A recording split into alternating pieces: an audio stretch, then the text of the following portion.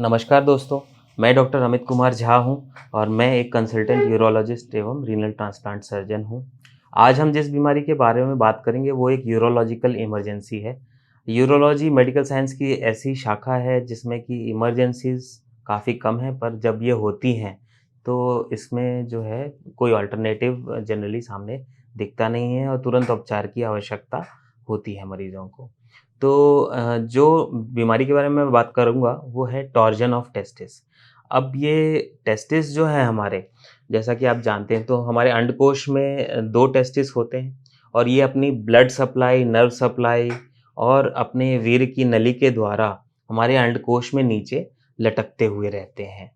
तो किसी भी वजह से अगर ये टेस्टिस पूरी तरह से 360 डिग्री घूम जाते हैं, तो फिर इसमें अंदर रक्त जो जाना बंद हो जाता है, रक्त का प्रवाह एकदम खत्म हो जाता है। कोई चीज़ ट्विस्ट हो गई है अपनी ब्लड सप्लाई के ऊपर, तो ज़ाहिर-सी बात है उसकी जो है ब्लड सप्लाई वहाँ से ब्लॉक हो जाएगी। जब ऐसा होता है, तो अंडकोश में तेज़ दर्द, सूजन होता है और इसी बीमारी को जो है हम टॉर्जन ऑफ टेस्टिस कहते हैं। टॉर्जन का लिटरल मीनिंग है घूम जाना या टेस्टिस का उलझ जाना अपनी ब्लड सप्लाई के ऊपर। तो आइए जानते हैं कि इसके कारण क्या होते हैं। टॉर्जन ऑफ टेस्टिस जो है, ज़्यादातर लोगों में कुछ कंजेनाइटल प्रॉब्लम्स के वजह से होता है। बहुत से लोगों की टेस्टिस जो है नॉर्मली जो है उसकी जो कवरिंग्स होती है टेस्टिस की, उसका अटैचमेंट बड़े ही नैरो एरिया में सीमित रहना चाहिए। लेकिन कुछ बच्चों में ऐसा होता है कि ये अटैचमेंट जो है काफ़ी ऊपर होता है और काफ़ी ब्रॉड एरिया में टेस्टिस के ऊपर अटैच होती हैं ये कवरिंग्स। तो इसके फलस्वरूप होता क्या है कि ये जो ब्रॉड एरिया में अटैचमेंट होने के वजह से टेस्टिस एकदम फ्रीली घूम सकती है। जब ऐसा फ्रीली वो घूम सकती है तो फिर वो पूरा 360 डिग्री रोटेट भी हो सकती है। तो जो जन्मजात रूप से अगर ये अटैचमेंट में कोई खराबी है जिसको हम बेल क्लैपर डिफ़ॉर्मिटी कहते हैं, तो फिर उसमें टॉर्जन ऑफ टेस्टिस की बीमारी हो सकती है। ये नंबर 1 कारण हो गया।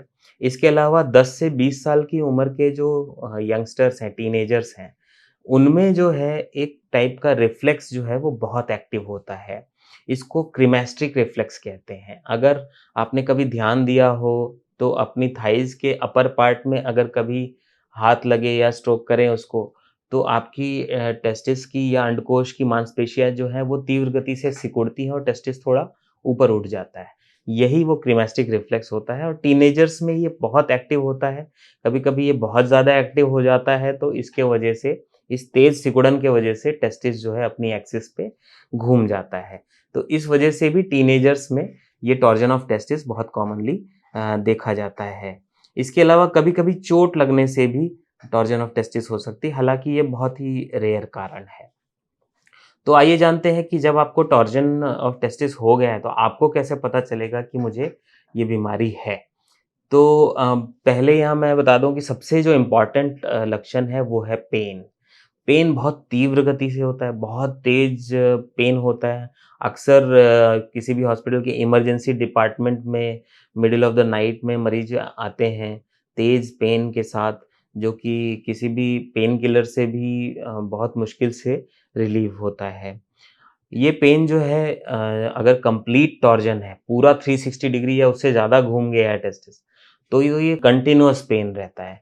लेकिन कभी-कभी कुछ लोगों में इंटरमिटेंट टॉर्जन होता है, यानी कि टेस्टिस जो है घूमी, उलझी, दर्द हुआ और वापस अपने आप सुलझ के अपनी सही जगह पहुँच गई और दर्द रिलीव हो गया। तो इस तरह का पेन होता है। ये कंप्लीट टॉर्जन में कंटीन्यूअस होता है और इंटरमिटेंट जो बीच-बीच में ऐसा होके ठीक हो जा रहा है, उसमें पेन भी इंटरमिटेंट होता है, यानी बीच-बीच में आता है और फिर चला जाता है।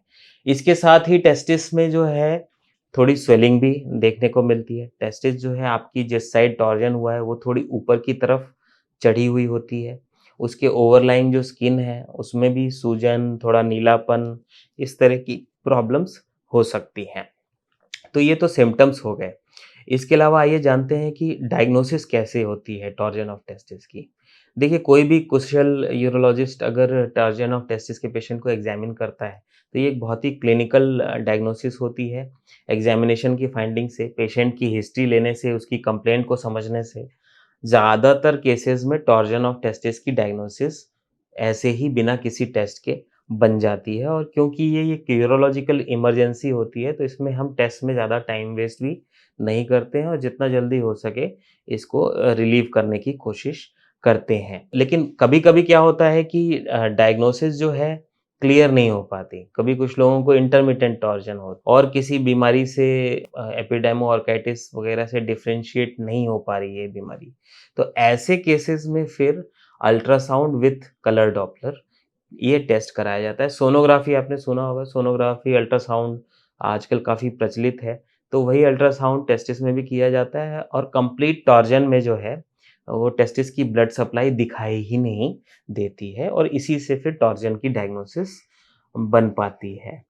और जो क्रिमेस्टिक रिफ्लेक्स की मैं पहले बात कर रहा था, तो जब टॉर्जन हो जाता है, तो वो रिफ्लेक्स बेसिकली चला जाता है, एब्सेंट हो जाता है। तो इससे भी जो है टॉर्जन ऑफ टेस्टिस की डायग्नोसिस बनती है। ये हो गई डायग्नोसिस की बात। तो अब जानते हैं कि हमें टॉर्जन ऑफ टेस्टिस हो गया है, तो अब इसका ट्रीटमेंट क्या है? ट्रीटमेंट की जहाँ तक मैं बात करूँ तो इसमें साधारण पेन किलर्स, एंटी इन्फ्लेमेटरी दवाइयाँ तो दी ही जाती हैं। इसके साथ ही इसमें क्या है कि शुरुआत में मैनुअल डिटॉर्जन ऑफ टेस्टिस भी करने की कोशिश की जाती है।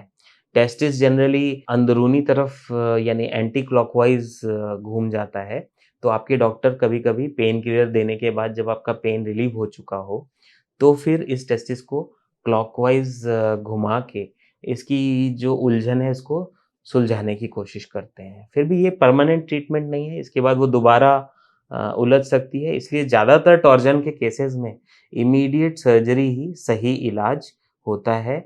इसमें क्या है कि पेशेंट को जितना जल्दी हो सके ऑपरेशन थिएटर में ले जाकर इस टेस्टिस की उलझन को सुलझाया जाता है। यहाँ मैं ये बताना चाहूँगा कि अगर टेस्टिस की ब्लड सप्लाई बाधित हो गई है, तो लगभग 6 घंटे के बाद इसमें इर्रिवर्सिबल चेंजेस आने लगते हैं और फिर उसके बाद जो है टेस्टिस को बचा पाना संभव नहीं हो पाता है।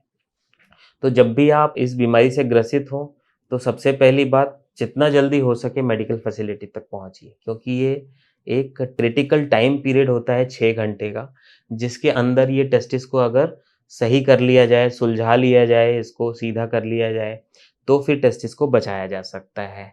इसके ऑपरेशन की मैं बात करूँ तो ये जनरली एनेस्थीसिया देकर ये ऑपरेशन होता है। इसमें टेस्टिस के ऊपर छोटा-सा चीरा लगाया जाता है।